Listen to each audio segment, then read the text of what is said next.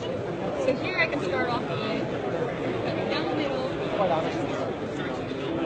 And then from here, I can show the anatomy as it was at the time of death. So everything is accurate, there's no rendering done. Since the cadaver was flash frozen, there were scans that were taken of the cadaver itself. And then from there, you can see the anatomy as it was at the time of death. You can also isolate or annotate different parts of the system. So in this case, I can start by removing the skin, removing the skeletal system, and other structures until I'm left with the gastrointestinal system. From here, I can get a better view by just zooming in. And I can also get a posterior view by just giving it a little spin. And in this case, I can start removing different structures and getting the annotation of any structure I remove.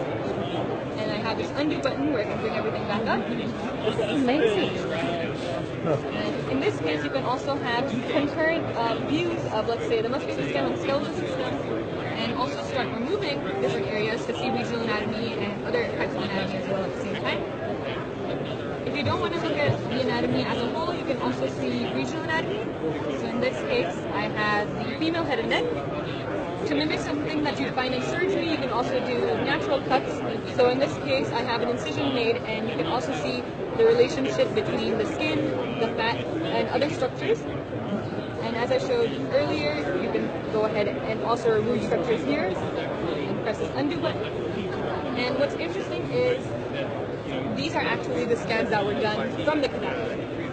So everything you see here is what we saw at 0.6 to 0.8 millimeter thickness. And so each time I turn around, slide through these sections, I can see where it really lies on the And you're not just limited to the head and neck, you also have areas like the brain, larger areas like the thorax and the abdomen, all the way down to the leg and foot.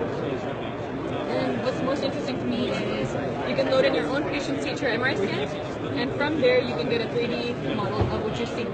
So here we have a post-operative scan of a patient with a brain aneurysm, and this is the actual CT that was provided. You can go ahead and slide through the CT and see exactly where the clips were placed as well. So if I go down here, it'll show where it is here. And same functionality as before.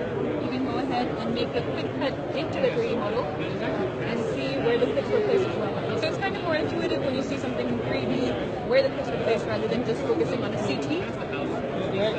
And you can also add in some vasculature if needed.